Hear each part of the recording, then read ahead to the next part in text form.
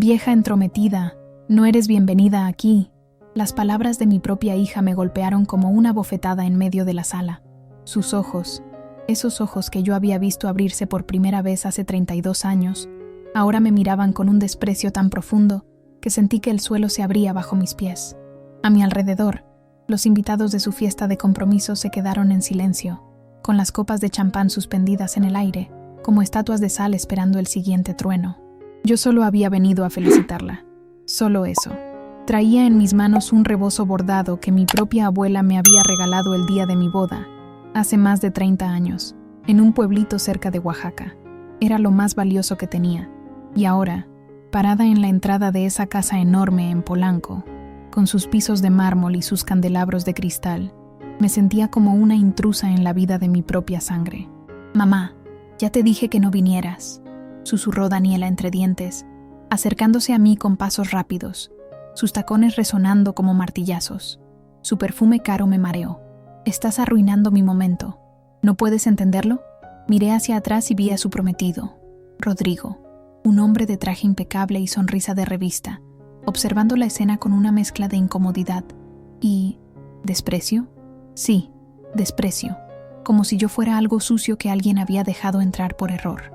«Daniela, yo solo quería...», comencé a decir, pero ella levantó la mano. «No, nada de excusas. Te pedí que no vinieras porque sabía que ibas a hacer esto. Siempre arruinas todo con tu pobreza, tu actitud de víctima, tu ropa vieja. Mira cómo viniste. ¿No te da vergüenza?» Bajé la mirada hacia mi vestido. Era el mejor que tenía. Un vestido azul marino que había comprado en el mercado de Tepito hace 5 años. Estaba limpio, planchado con cuidado esa misma mañana. Pero aquí, entre estas mujeres de vestidos de diseñador y joyas que brillaban más que las estrellas, yo era un fantasma del pasado. «Perdóname, hija», murmuré, sintiendo las lágrimas arder en mis ojos. «No quise molestarte. Solo quería darte esto». Extendí el rebozo, pero ella ni siquiera lo miró. «No lo quiero», dijo con frialdad. «No quiero nada que venga de esa vida. Ya no soy esa persona, mamá. Yo ahora soy alguien. Y tú eres solo un recordatorio de lo que dejé atrás». Un murmullo recorrió la sala. Algunas personas comenzaron a cuchichear. Sentí el peso de decenas de miradas sobre mí, juzgándome, burlándose en silencio. Una señora mayor, con un collar de perlas del tamaño de canicas, me miró de arriba a abajo y chasqueó la lengua. «Vete, mamá», dijo Daniela, esta vez en voz más baja pero más dura. «Vete antes de que llame a seguridad». Y entonces, algo dentro de mí se rompió. No fue un grito, no fue un sollozo. Fue algo mucho más profundo, como una raíz arrancada de la tierra después de décadas de estar clavada en el mismo lugar. Di un paso atrás, luego otro, sintiendo cómo el mundo se volvía borroso a través de las lágrimas. Salí de esa casa sin mirar atrás, con el rebozo todavía apretado contra mi pecho. Afuera, la Ciudad de México rugía con su caos habitual, pero yo no escuchaba nada, solo el eco de esas palabras. «Vieja entrometida, no eres bienvenida». Caminé por las calles de Polanco como un alma en pena, sin rumbo, sin propósito. Los edificios lujosos me rodeaban como gigantes de cristal y acero, recordándome que yo no pertenecía a ese mundo. Nunca lo haría. Pero algo que Daniela no sabía, algo que nadie en esa fiesta sabía, era que en 2 semanas habría una lectura de testamento. Y cuando el notario pronunciara cierto apellido, el apellido que llevaba grabado en mi corazón y en documentos que nadie había visto en décadas, todo ese mundo perfecto y brillante de mi hija se derrumbaría como un castillo de naipes, porque yo no era quien ellos creían que era. Y la verdad, cuando sale a la luz, no pide permiso para brillar.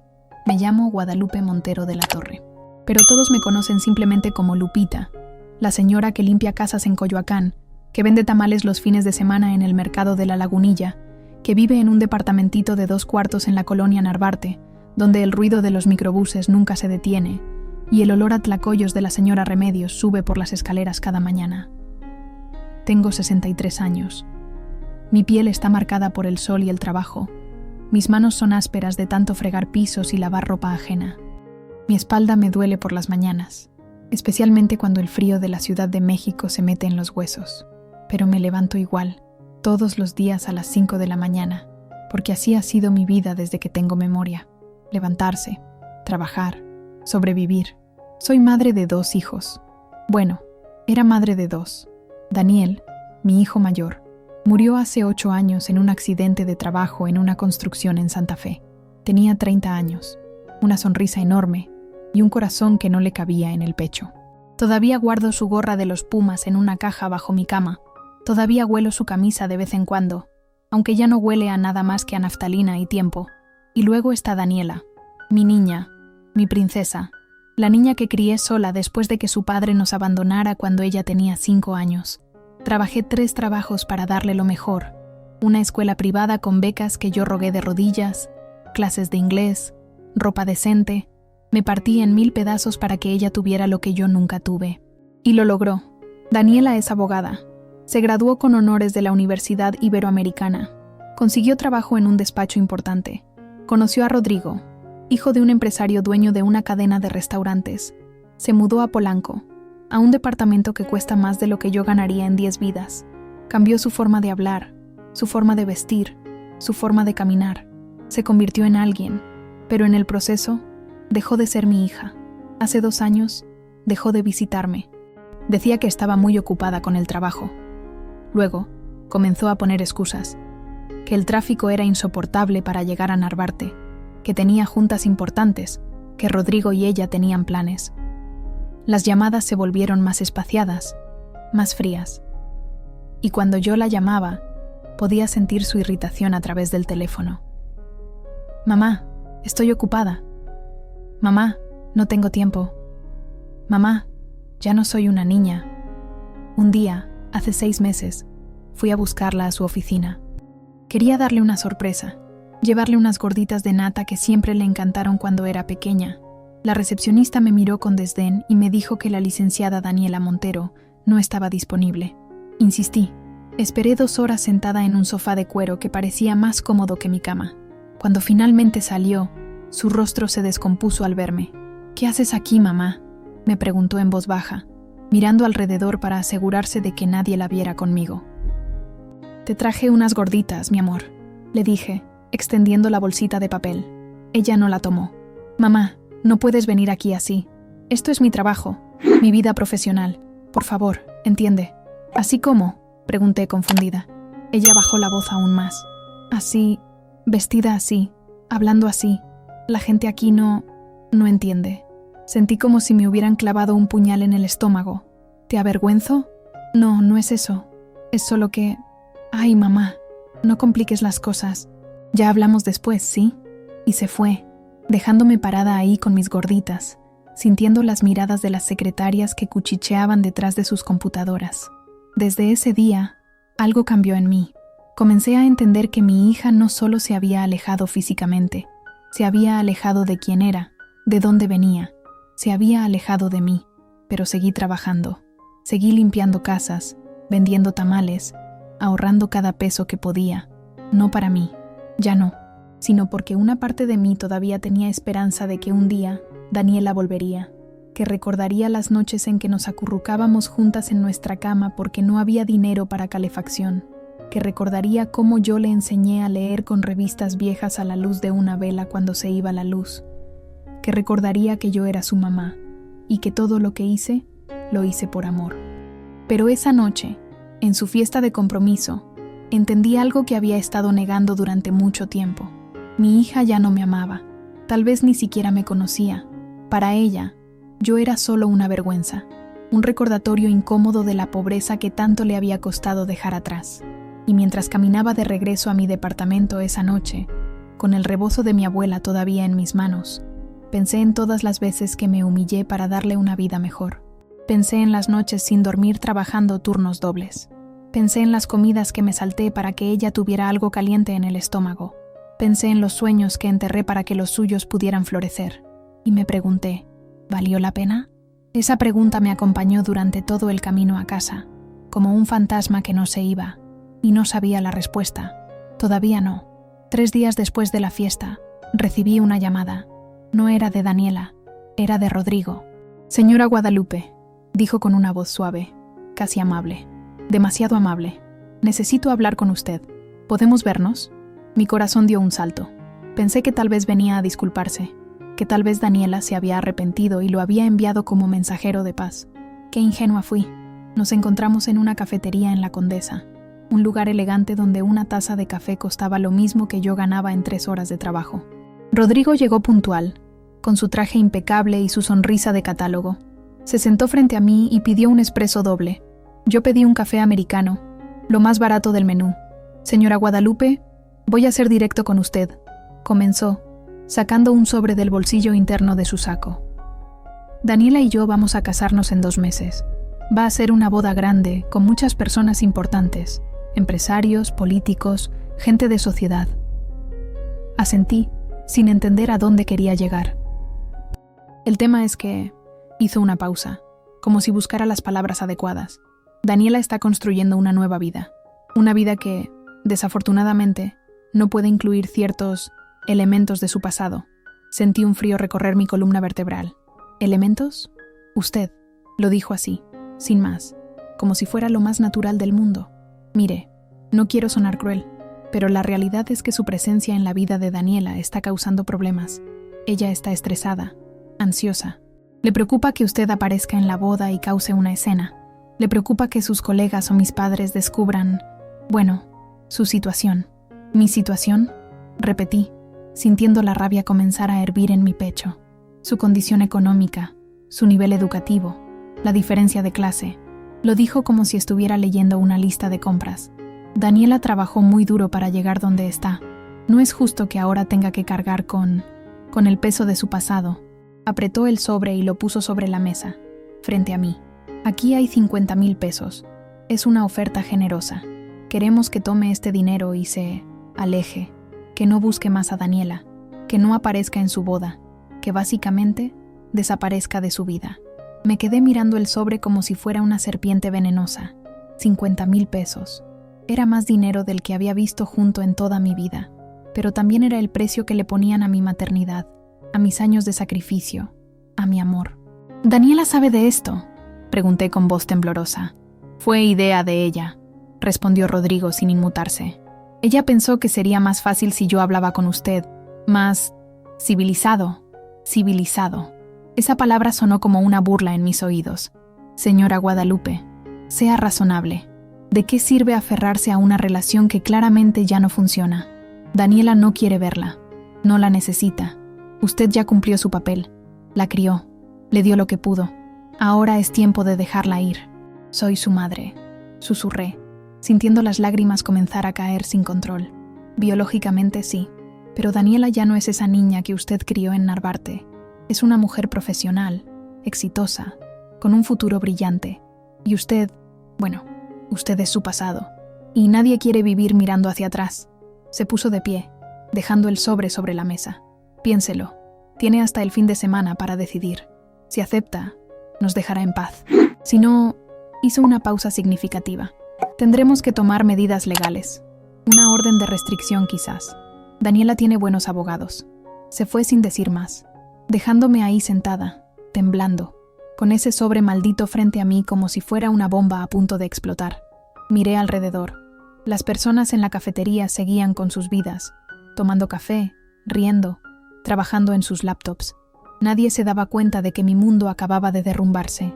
Nadie se daba cuenta de que acababan de ponerle precio a mi corazón de madre.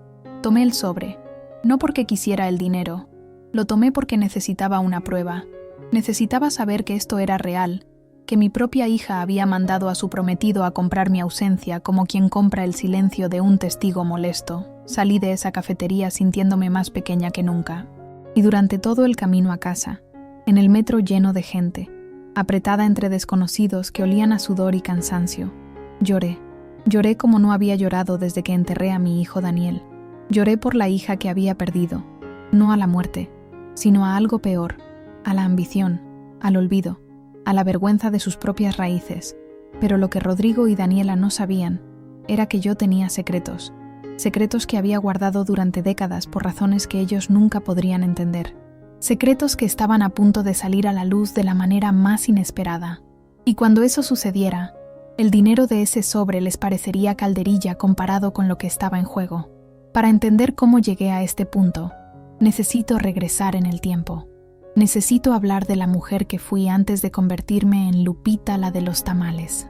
Necesito hablar de Guadalupe de la Torre, Nací en 1962, en una hacienda cerca de San Miguel de Allende, Guanajuato. Mi padre, don Fernando de la Torre, era dueño de tierras que se extendían hasta donde alcanzaba la vista. Viñedos, campos de trigo, ganado. Éramos, como se decía entonces, gente de bien. Gente con apellido, con historia, con un escudo de armas que databa de la época colonial. Crecí entre caballos y vestidos de encaje importados de Europa. Tuve institutrices francesas que me enseñaron a tocar el piano y a hablar 3 idiomas. Comía en vajilla de porcelana china y dormía en sábanas de seda. Mi vida estaba trazada. Me casaría con alguien de mi clase social, tendría hijos, administraría la casa mientras mi esposo manejaba los negocios. Pero a los 20 años, cometí el pecado imperdonable para mi familia. Me enamoré de Javier Montero, el hijo del capataz de la hacienda. Javier era hermoso, tenía ojos color miel y manos fuertes de trabajar la tierra. Me enseñó a bailar norteñas bajo las estrellas, a reír sin preocuparme de la etiqueta, a sentir que la vida era más que manuales de comportamiento y reuniones sociales. Con él me sentía libre. Mi padre se opuso con una furia que nunca había visto. «Una de la Torre no se rebaja a ese nivel», gritaba. Mi madre lloraba y decía que yo estaba arruinando el apellido, la reputación de la familia, las alianzas que habían forjado durante generaciones. Pero yo estaba enamorada, y a los 20 años, el amor parece más importante que cualquier herencia.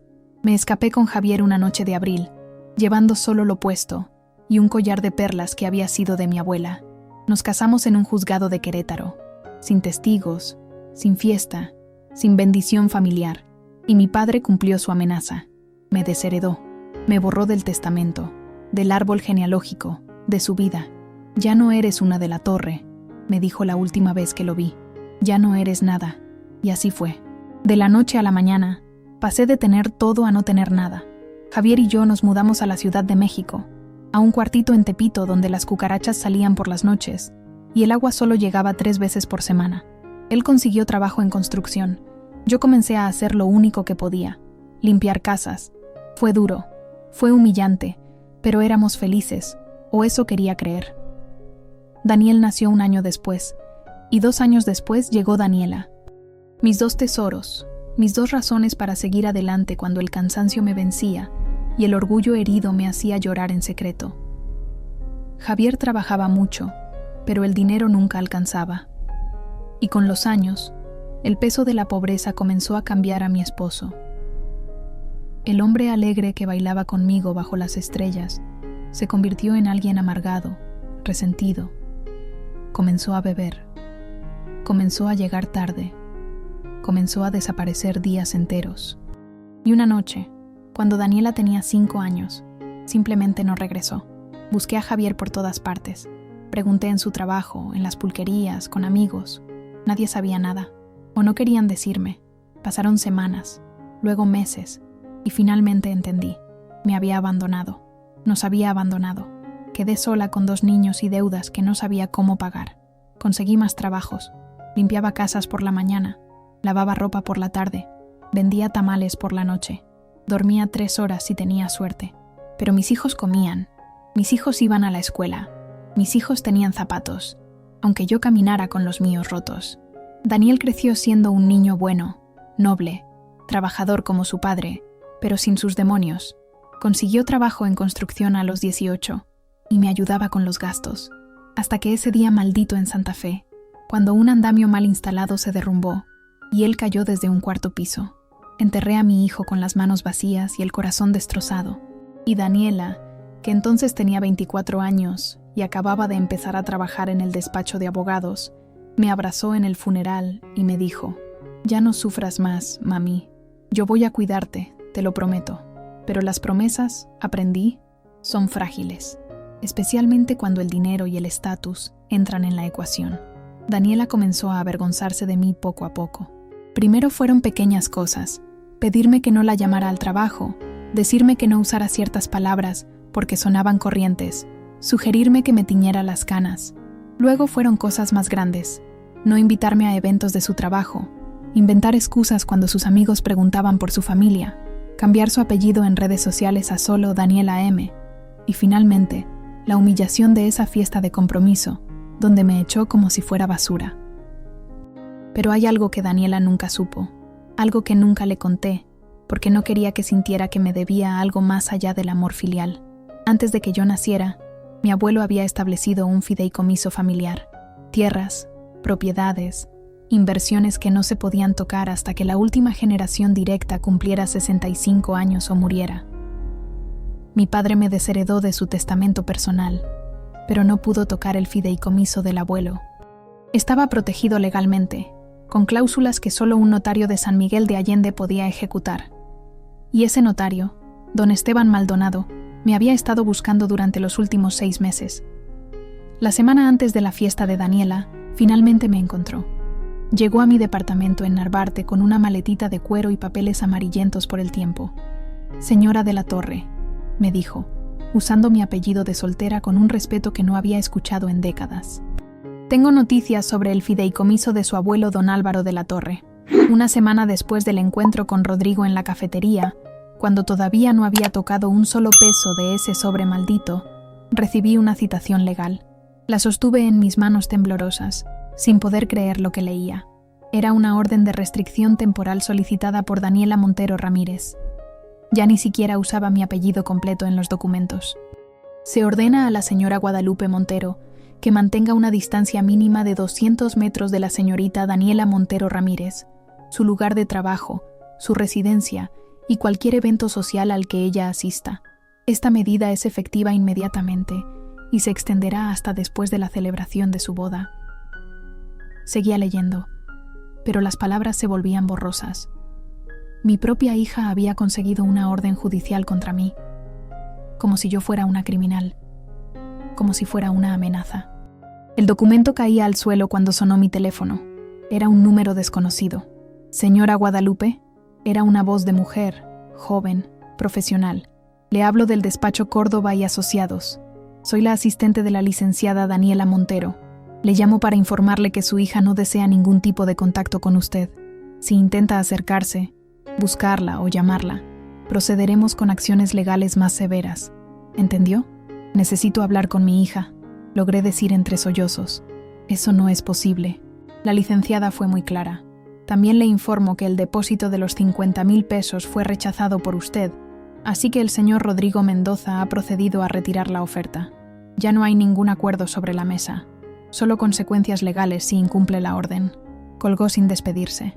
Me dejé caer en mi vieja silla de la cocina, la misma donde le había enseñado a Daniela a hacer la tarea cuando tenía 7 años, la misma donde habíamos comido juntas miles de veces, compartiendo un plato de frijoles porque no había más, la misma donde ella me había abrazado llorando después del funeral de Daniel y me había prometido nunca abandonarme. ¿Cómo había llegado a esto? ¿En qué momento mi niña se había convertido en esta persona fría, capaz de denunciarme como si fuera una delincuente? Los días siguientes fueron los más oscuros de mi vida. Dejé de comer, dejé de dormir, apenas podía salir a trabajar. La señora Remedios, mi vecina, tocó mi puerta preocupada. «Lupita, ¿estás bien? Te escucho llorar por las noches». No pude responderle. Solo la abracé y lloré en su hombro como una niña perdida. «Es mi hija», logré decir. «Mi Daniela me abandonó. Me borró de su vida como si nunca hubiera existido». La señora Remedios me acarició el cabello con sus manos arrugadas. «Las hijas a veces se pierden en el camino, mija, pero siempre vuelven, siempre». Pero yo sabía que Daniela no iba a volver. No mientras yo fuera esta mujer pobre, esta Lupita de Narvarte. Para ella, yo era un error que había que borrar, una mancha en su historia perfecta. Esa noche, sola en mi departamento, miré las paredes llenas de fotos de mis hijos. Daniel en su primera comunión, Daniela con su uniforme de secundaria, los dos juntos en Navidad, sonriendo frente a nuestro arbolito hecho con cartón y papel de China. Tiempos mejores, tiempos donde todavía éramos una familia. Tomé la foto de Daniela el día de su graduación de la universidad. Yo estaba a su lado, sonriendo con orgullo, aunque mi vestido era viejo y mis zapatos estaban gastados. Ella también sonreía entonces. Me abrazaba, me llamaba mi heroína. ¿Qué había pasado con esa niña? Lloré hasta que no me quedaron lágrimas, hasta que mi garganta estuvo seca, y mi corazón se sintió como un puño apretado dentro de mi pecho. Y entonces, en medio de esa oscuridad absoluta, recordé las palabras de don Esteban Maldonado, el notario. Recordé los papeles que me había dejado. Recordé el fideicomiso de mi abuelo. Me levanté, encendí la luz y busqué el sobre manila que había escondido debajo de mi colchón. Lo abrí con manos temblorosas y leí nuevamente: Señora de la Torre, el fideicomiso establecido por su abuelo don Álvaro de la Torre en 1945 ha llegado a su término legal. Como última heredera directa de la línea de la Torre, usted es la única beneficiaria. El monto total, incluyendo propiedades, tierras e inversiones, asciende a aproximadamente 87 millones de pesos. La lectura oficial del testamento será el día 15 de noviembre en mi notaría en San Miguel de Allende. Su presencia es obligatoria. 87 millones de pesos. Leí el número una y otra vez, como si fuera un idioma que no entendía. Mi abuelo, el hombre al que apenas recordaba, había protegido nuestra herencia con una visión que atravesaba generaciones. Mi padre no había podido tocar ese dinero. Nadie había podido. Y ahora era mío. Pero más importante que el dinero era otra cosa. En ese documento, mi apellido de soltera aparecía completo, con todos sus pergaminos y su historia. Guadalupe María de la Torre y Castellanos, descendiente directa de una de las familias más antiguas de Guanajuato. Y Daniela, mi hija, llevaba ese apellido en su sangre aunque lo hubiera rechazado en el papel. La lectura del testamento era en una semana, y por ley, todos los herederos directos o potenciales debían ser notificados, incluida Daniela, como mi hija, y única descendiente viva. Daniela, que me había humillado, que me había echado de su vida, que había puesto una orden de restricción contra mí. Pronto estaría sentada en esa notaría, descubriendo que su madre, pobre y vergonzosa, era en realidad la heredera de una fortuna que ella ni siquiera había imaginado. Y por primera vez en semanas, algo dentro de mí se encendió. No era venganza, no exactamente. Era algo más profundo. Era la certeza de que la verdad, tarde o temprano, siempre sale a la luz. Y cuando esa verdad estallara en la cara de mi hija, cuando descubriera quién era yo realmente, cuando entendiera lo que había rechazado, ¿qué haría ella entonces? Guardé los papeles de nuevo, me sequé las lágrimas, y por primera vez en días, comí algo. Me preparé un té de manzanilla y me senté frente a la ventana, viendo las luces de la ciudad parpadear en la noche. Una semana, solo una semana para que todo cambiara. Los días previos a la lectura del testamento fueron extraños. Era como si me moviera dentro de un sueño, viendo el mundo con ojos nuevos. Seguí trabajando. Seguí limpiando casas. Seguí vendiendo tamales. Pero algo había cambiado dentro de mí. Ya no caminaba con la cabeza agacha. Ya no me sentía pequeña. La señora Remedios notó el cambio. Te ves diferente, Lupita. Más alta, aunque no hayas crecido ni un centímetro, me dijo riendo mientras compartíamos café en el pasillo de nuestro edificio. Me siento diferente, admití. ¿Es por tu hija? Negué con la cabeza. Ya no. Daniela tomó sus decisiones, y yo tengo que tomar las mías. Durante esos días, comencé a recordar cosas que había enterrado durante décadas. Recordé a la Guadalupe de 20 años que se atrevió a desafiar a su familia por amor. Recordé a la mujer que había sobrevivido a la pobreza, a la pérdida de su esposo, a la muerte de su hijo. Recordé cada batalla que había peleado, cada noche que había trabajado hasta el amanecer, cada sacrificio que había hecho. Yo no era débil, nunca lo había sido. Había confundido el amor de madre con la sumisión. Había creído que amar a Daniela significaba aceptar su maltrato, su desprecio, su rechazo, pero eso no era amor. Eso era permitir que me pisotearan. El verdadero amor, entendí, también incluía respeto propio. 3 días antes de la lectura del testamento, hice algo que no había hecho en años.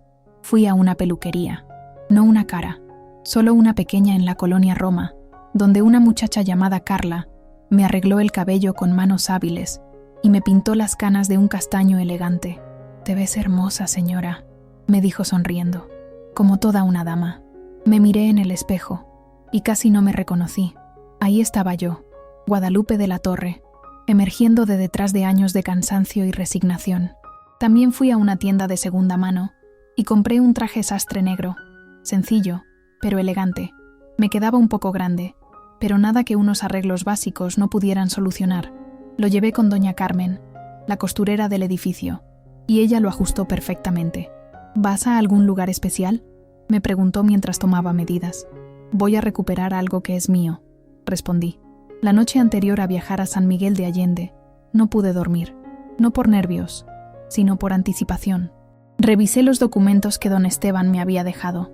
Los leí una y otra vez, memorizando cada palabra, cada cláusula, cada detalle. El fideicomiso era inviolable. Mi abuelo lo había diseñado así intencionalmente, sabiendo que las familias podían pelearse, que las fortunas podían perderse, que las generaciones podían enemistarse, pero la sangre de la Torre prevalecería, y yo era de la Torre. Lo había sido siempre, incluso cuando llevé el apellido Montero, incluso cuando limpié pisos, incluso cuando vendí tamales en el mercado. Mi dignidad nunca había dependido del dinero, pero era hora de que el mundo, y especialmente mi hija, lo supieran. Empaqué una pequeña maleta. No tenía mucho que llevar. El traje, algo de ropa interior, mis documentos y el rebozo de mi abuela, ese que Daniela había rechazado. Lo doblé con cuidado y lo puse encima de todo. Antes de irme a la cama, marqué el número de Daniela. Sabía que no contestaría. No lo había hecho en semanas, pero dejé un mensaje en su buzón de voz. Daniela, soy tu madre. Sé que no quieres hablar conmigo. Sé que te pediste una orden para mantenerme lejos, pero hay algo que necesitas saber.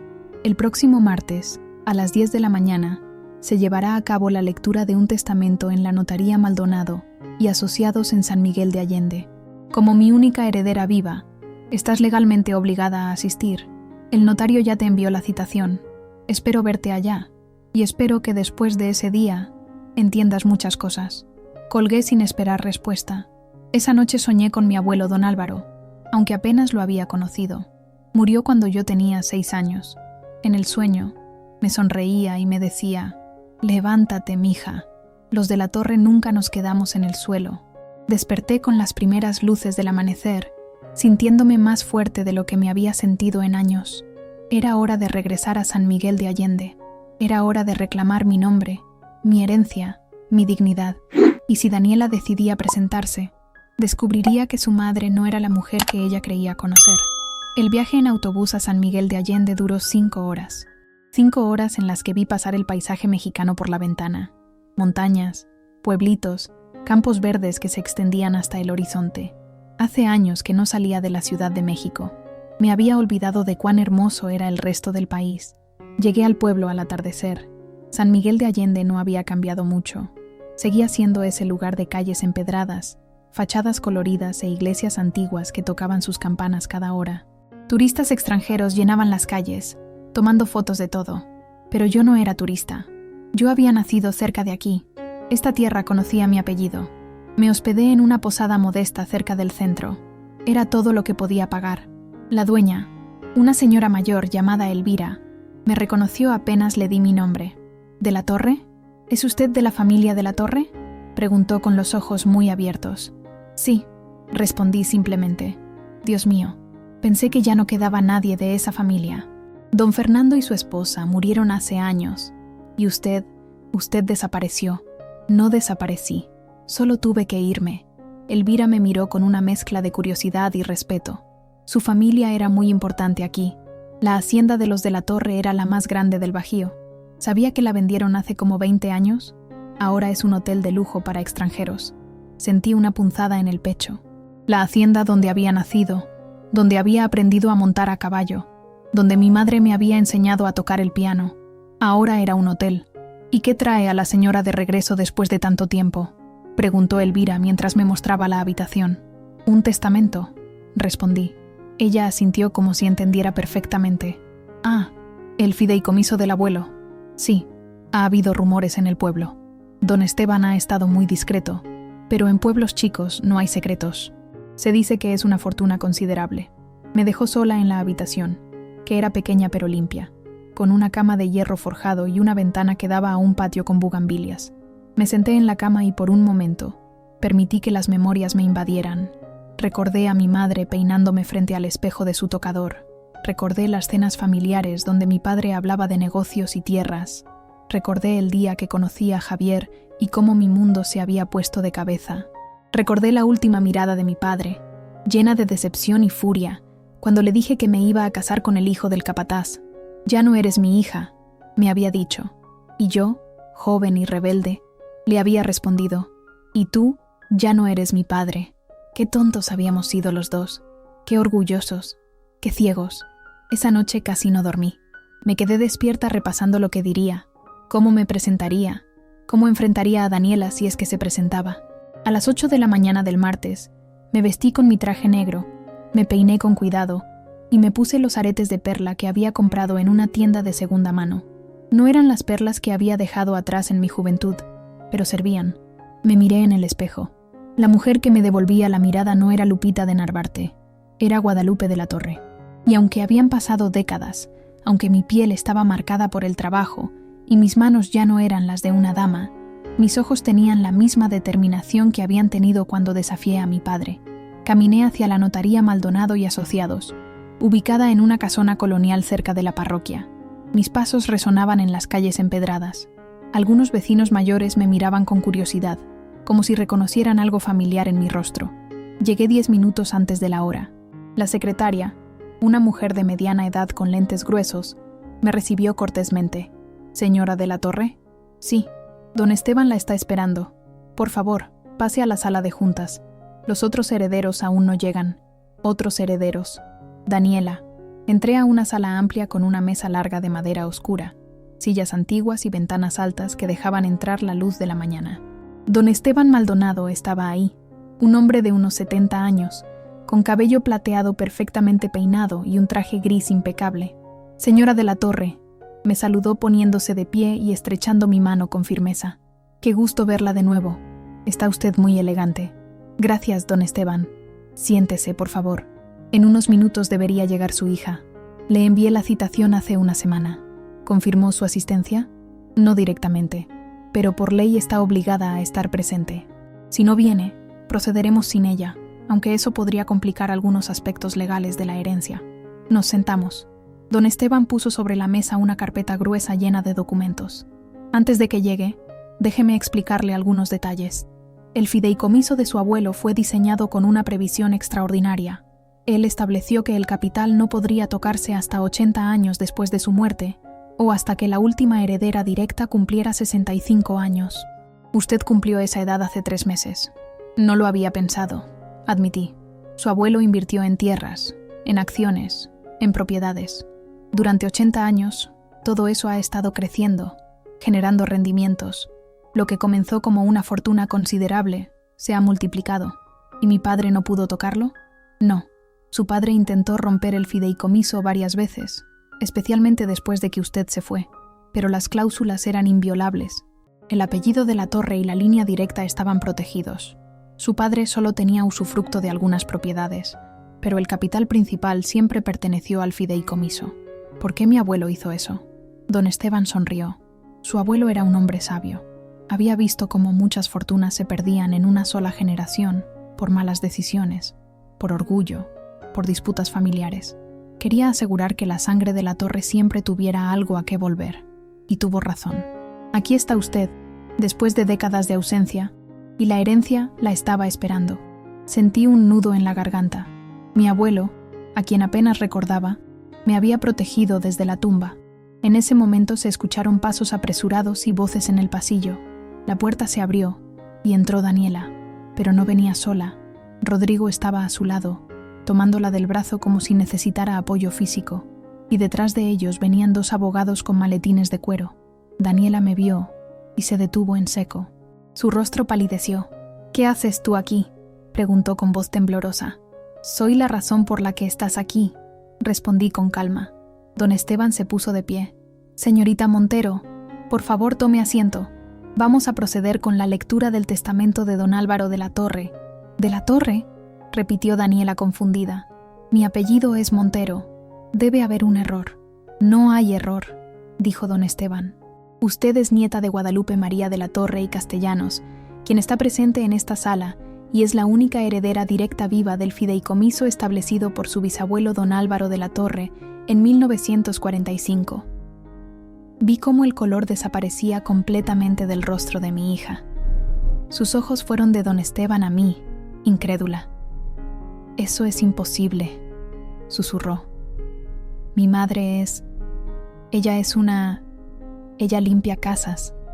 «Su madre», dijo don Esteban con voz firme, «es descendiente de una de las familias más antiguas y respetadas de Guanajuato, y acaba de heredar una fortuna considerable». Daniela se dejó caer en una silla, como si sus piernas ya no pudieran sostenerla. Rodrigo la miraba con la boca abierta. Los abogados intercambiaron miradas nerviosas. Y yo, por primera vez en semanas, sonreí. Don Esteban comenzó la lectura oficial del testamento. Su voz era clara y profesional, llenando la sala con palabras que cambiaban mi vida con cada frase. Yo, Álvaro Sebastián de la Torre y Mendoza, en pleno uso de mis facultades mentales, establezco lo siguiente. Todos mis bienes, tierras, inversiones y propiedades quedarán en fideicomiso por un periodo de 80 años, o hasta que mi heredera directa, mi nieta Guadalupe María de la Torre y Castellanos, cumpla 65 años de edad. Lo que ocurra primero... Daniela me miraba como si me viera por primera vez. Su rostro había pasado del shock inicial a algo que parecía una mezcla de confusión y pánico. El patrimonio incluye, continuó don Esteban, la propiedad de lo que fue la Hacienda San Rafael, vendida en 1998 por la suma de 32 millones de pesos, cuyos fondos fueron invertidos en acciones de empresas mexicanas y extranjeras. También incluye terrenos en San Miguel de Allende, Querétaro y Ciudad de México, específicamente en la colonia Roma. ¿Roma?, interrumpió Daniela. ¿Como Roma Norte? Roma Norte, efectivamente. 3 edificios completos de departamentos que han estado generando renta durante décadas. El valor actual de esos edificios ronda los 40 millones de pesos. Rodrigo tragó saliva audiblemente.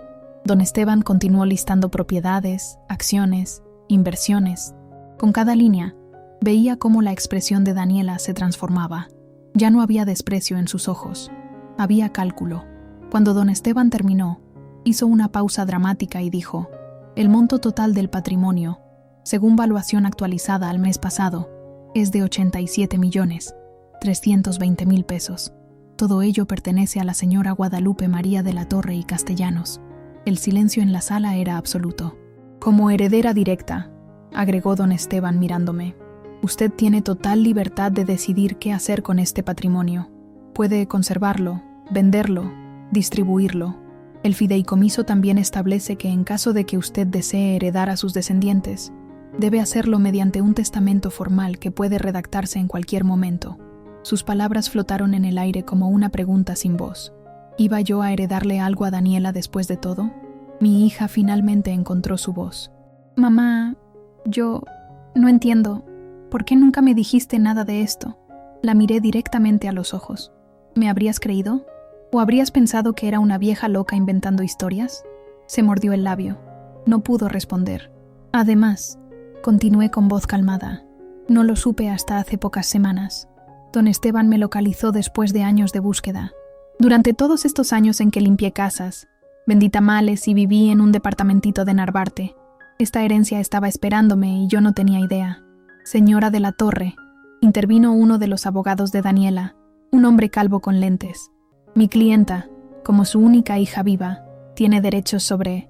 «Su clienta», lo interrumpió don Esteban con voz cortante, «tiene exactamente los derechos que su madre decida otorgarle. El testamento es claro. La señora de la Torre tiene total libertad testamentaria. No hay obligación legal de heredar a descendientes en este caso». El abogado cerró la boca.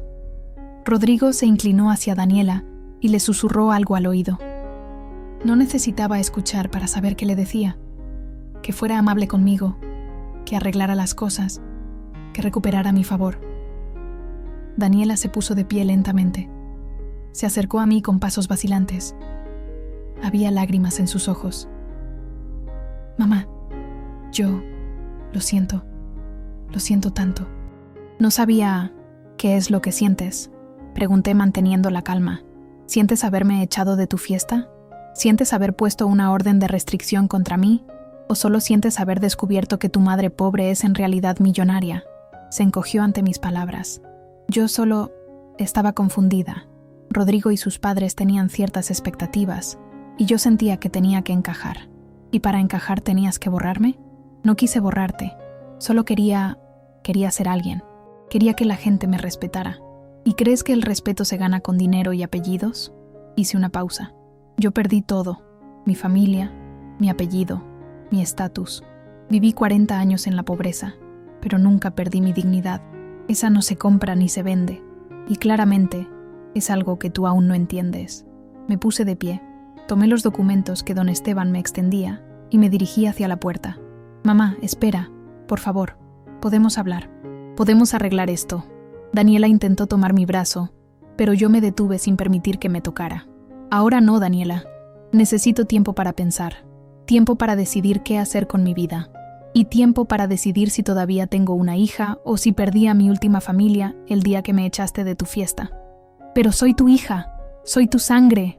Me volteé y la miré con una mezcla de tristeza y decepción. Sí, eres mi sangre. Pero el día que me humillaste frente a desconocidos, el día que mandaste a tu prometido a comprar mi ausencia con 50,000 pesos, el día que conseguiste una orden judicial contra tu propia madre, ese día dejaste muy claro que la sangre no significa nada para ti cuando el dinero y el estatus están en juego. «No es justo», gritó. «Trabajé toda mi vida para salir adelante, para ser alguien. No es mi culpa que tú no hayas hecho lo mismo». Sus palabras resonaron en la sala como una bofetada. Don Esteban y su secretaria desviaron la mirada, incómodos. Los abogados fingieron revisar documentos. «Tienes razón», dije finalmente. «No hice lo mismo que tú. Yo preferí criar a mis hijos con amor antes que con ambición. Preferí darles comida caliente antes que lecciones de etiqueta. Y cuando tu hermano murió y tú prometiste cuidarme, yo te creí. Qué ingenua fui». Salí de la notaría sin mirar atrás. Escuché a Daniela llamarme. Escuché sus tacones corriendo detrás de mí en las calles empedradas. Pero no me detuve. Tenía 87 millones de pesos y toda una vida por delante. Pero lo que más tenía era claridad. La mujer que caminaba por las calles de San Miguel de Allende ya no era Lupita, la limpiadora de Narvarte. Era Guadalupe de la Torre. Y esta vez no permitiría que nadie, ni siquiera mi propia hija, me hiciera sentir menos de lo que era. Durante los siguientes 3 días me quedé en San Miguel de Allende, arreglando papeles con don Esteban, abriendo cuentas bancarias, firmando documentos. Era abrumador y emocionante a la vez. Daniela intentó contactarme constantemente. Llamadas, mensajes, incluso se presentó en la posada donde me hospedaba, pero yo no estaba lista para hablar con ella. Todavía no. El tercer día, don Esteban me invitó a visitar lo que había sido la Hacienda San Rafael, mi hogar de infancia. Ahora era efectivamente un hotel boutique de lujo llamado Hacienda de la Torre Resort. ¡Qué ironía!, murmuré al ver el letrero. Entramos al lugar. Era hermoso, perfectamente restaurado, con jardines impecables y caballos árabes pastando en lo que antes eran nuestros terrenos. Pero no era mi casa. Era un museo de mi pasado convertido en negocio para turistas. Caminé por los pasillos intentando reconocer algo familiar. La estructura era la misma, pero todo lo demás había cambiado. Los pisos de barro original Abora eran travertino italiano. Las paredes encaladas ahora tenían arte contemporáneo mexicano. El patio central, donde mi madre cultivaba rosas, ahora tenía una alberca infinita. ¿Quiere recuperarla?, preguntó don Esteban. Con su capital, podría hacer una oferta. Negué con la cabeza. No, ese lugar ya no es mío. Dejé de serlo hace 40 años. No se puede regresar al pasado, don Esteban. Solo se puede seguir adelante. Mientras caminábamos de regreso a la salida, una mujer joven con uniforme del hotel me detuvo. «Disculpe, ¿usted es Guadalupe de la Torre?» «Sí, hay una señorita en recepción que dice ser su hija. Ha estado esperando toda la mañana. ¿Quiere que la dejemos pasar?» Suspiré. «Está bien. Dígale que me espere en la terraza». Encontré a Daniela sentada en una mesa con vista a los viñedos. Tenía los ojos rojos e hinchados. Vestía ropa casual, algo que no le había visto usar en años. Jeans y una blusa simple, sin maquillaje perfecto, sin joyas ostentosas. Casi parecía la niña que yo había criado. «Mamá», dijo poniéndose de pie cuando me acerqué. Me senté frente a ella sin decir nada. He estado pensando mucho estos días. comenzó con voz temblorosa, sobre todo lo que pasó, sobre todo lo que te hice. Hizo una pausa, limpiándose las lágrimas que comenzaban a caer. Tenías razón. Cada palabra que dijiste era verdad. Me convertí en alguien horrible. ¿Y por qué cambiaste? Porque tenía miedo, admitió. Miedo de ser pobre otra vez. Miedo de que me vieran como la niña de Narvarte que usaba uniformes de segunda mano. Miedo de no ser suficiente. Se cubrió el rostro con las manos. Y en el proceso de huir de ese miedo, me convertí en alguien que no reconozco. Alguien que le hizo daño a la única persona que siempre me amó incondicionalmente. La escuché en silencio. Rodrigo rompió el compromiso. Continuó. Sus padres también. Cuando se enteraron de que podía quedar fuera de tu testamento, cuando comprendieron que no iba a heredar automáticamente tu fortuna, de repente ya no era suficiente para ellos. Río amargamente. Qué irónico, ¿no? Pasé años tratando de ser lo suficientemente buena para gente como ellos, y al final solo les importaba el dinero. ¿Y qué vas a hacer ahora? No lo sé, admitió. Renuncié al despacho. No podía seguir ahí después de todo. Además, la mayoría de mis amigos del trabajo ya me dieron la espalda cuando se enteraron del escándalo. Levantó la mirada hacia mí, y antes de que lo preguntes, no vine aquí porque quiera tu dinero. Vine porque necesitaba que supieras que lo lamento. De verdad lo lamento. ¿Lamentas haberme tratado mal? ¿O lamentas haber perdido lo que pensabas que ganarías? Lamento haberte tratado mal.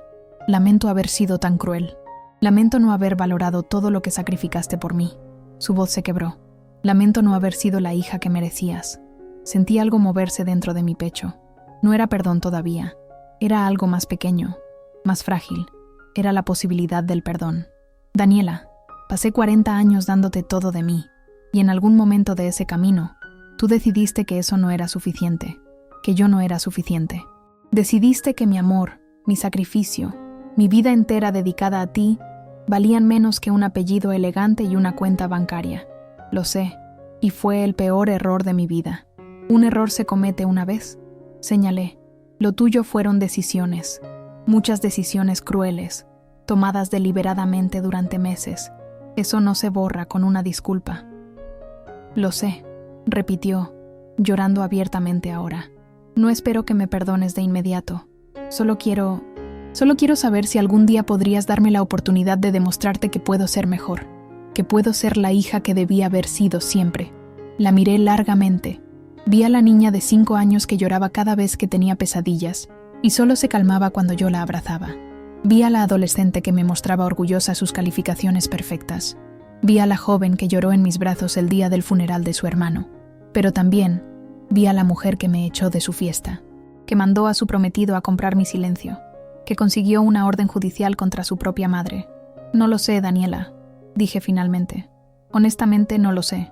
Tal vez con tiempo, tal vez nunca. Pero lo que sí sé es que si algún día reconstruimos nuestra relación, será bajo mis términos, no bajo los tuyos, no bajo los de nadie más, bajo los míos. Lo que sea, dijo rápidamente, lo que necesites, tiempo, espacio, lo que sea. Me puse de pie. Voy a regresar a la Ciudad de México mañana. Tengo muchas decisiones que tomar sobre mi vida, mi herencia, mi futuro, y necesito hacerlo sola, con claridad mental. ¿Puedo llamarte? ¿De vez en cuando? Puedes intentarlo. No prometo responder siempre. Es más de lo que merezco. Salí de la hacienda sintiéndome extrañamente ligera. No había perdonado a Daniela. Tal vez nunca lo haría completamente. Pero había dado el primer paso hacia algo, hacia dejar ir el dolor, hacia recuperar mi vida, hacia ser finalmente libre. Esa noche, antes de dormir, marqué el número de la señora Remedios en Narvarte. «Lupita, ¿dónde estás, mija?» Estaba preocupada. «Estoy bien, señora Remedios. Mejor que bien. Y cuando regrese, tengo mucho que contarle». «¿Es sobre tu hija?»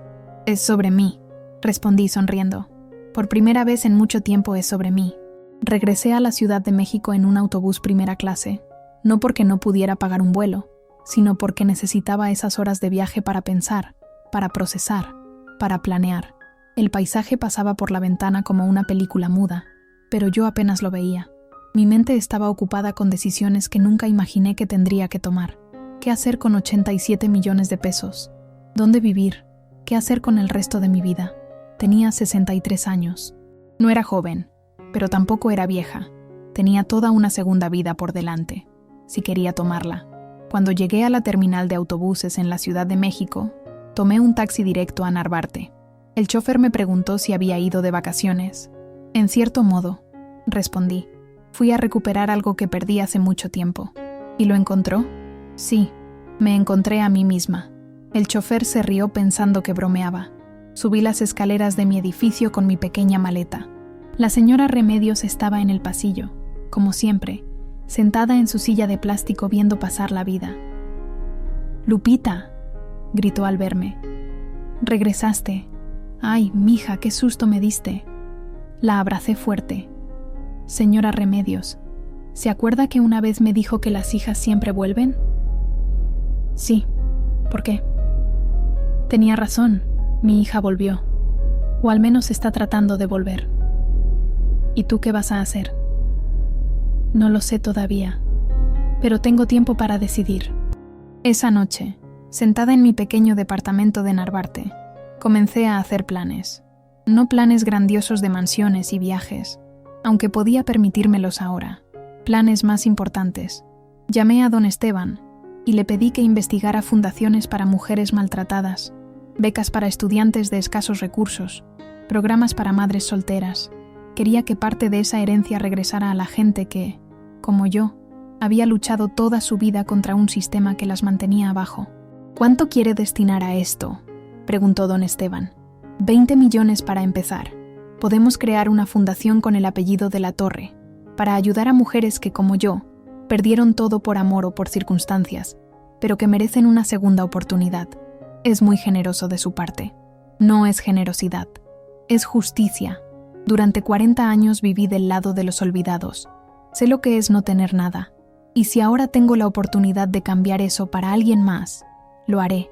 También tomé otra decisión. Compraría el edificio donde vivía. Era viejo, necesitaba reparaciones, pero era mi hogar. Y la señora Remedios y todos mis vecinos no tendrían que preocuparse nunca más por rentas o desalojos. Cuando le conté a la señora Remedios mi plan, lloró. «¿Vas a comprar todo el edificio?» «Sí, y voy a arreglarlo, pero ustedes pueden quedarse, con rentas simbólicas. Este lugar es su hogar tanto como el mío». «Ay, Lupita, ¿de dónde sacaste tanto dinero?». Le conté toda la historia. Mi familia, mi juventud, el fideicomiso, la herencia. Ella me escuchó con la boca abierta, como si le estuviera contando un cuento de hadas. «¿Y tu hija?» «Mi hija está aprendiendo, y yo estoy aprendiendo también. Estoy aprendiendo a poner límites, a valorarme, a no aceptar migajas de amor cuando merezco el banquete completo. ¿La vas a perdonar? Tal vez. Algún día, si demuestra que realmente cambió, pero esta vez, el amor de madre no será incondicional. Será respetuoso, será mutuo, o no será». Pasaron las semanas. Daniela me llamaba seguido. No siempre contestaba, pero a veces sí. Las conversaciones eran breves, incómodas al principio, pero poco a poco comenzamos a construir algo nuevo. No era la relación de antes. Era algo diferente, más cauteloso, más honesto. Un día me invitó a comer a un restaurante sencillo en Coyoacán. No un lugar elegante de Polanco, sino una fonda familiar con mesas de plástico y menú del día. «Pensé que te gustaría este lugar», dijo cuando llegué. Comimos barbacoa y tomamos agua de Jamaica. Hablamos de cosas simples, el clima, sus planes de buscar un nuevo trabajo en una ONG, sus terapias con una psicóloga. «Estoy tratando de entender por qué me convertí en esa persona», me dijo. «Mi terapeuta dice que tenía miedo del abandono, que cuando papá se fue y luego Daniel murió, desarrollé un miedo irracional a perderlo todo, y que por eso me aferré tanto al estatus y al dinero, porque pensé que eso me haría invulnerable. Y te hizo vulnerable de otra manera», observé. «Sí, me hizo perder lo único que realmente importaba, mi familia, a ti». No respondí de inmediato. Tomé un sorbo de mi agua y miré alrededor del restaurante. Familias comiendo juntas, riendo, disfrutando de momentos simples. «Daniela, no puedo prometerte que volveremos a ser lo que éramos», dije finalmente. Esa madre que todo lo aguantaba, que todo lo perdonaba, que se dejaba pisotear con tal de mantener la paz. «Esa mujer ya no existe. No quiero que vuelvas a ser ella», respondió. «Era una relación tóxica. Yo te usaba y tú lo permitías. Eso no era amor, era codependencia». Me sorprendió escucharla hablar así. Tal vez la terapia realmente estaba ayudando. ¿Qué quieres entonces? Quiero conocer a Guadalupe de la Torre, dijo con una sonrisa triste. La mujer que tuvo el valor de dejarlo todo por amor. La mujer que sobrevivió 40 años de pobreza sin perder su dignidad. La mujer que me crió sola y me dio todo. Esa mujer es una heroína, y yo fui demasiado ciega para verlo. Sentí un nudo en la garganta. Y si me das la oportunidad, continuó, me gustaría que esa mujer me enseñara a ser fuerte como ella, porque yo pensé que ser fuerte era tener dinero y estatus, pero tú me enseñaste que la verdadera fuerza está en levantarse cada día, en amar sin condiciones, en mantener la dignidad incluso cuando todo se derrumba alrededor. Por primera vez en meses, tomé la mano de mi hija sobre la mesa. No dije nada, solo la apreté suavemente. Era un comienzo, solo eso, un pequeño comienzo en un largo camino de reconstrucción.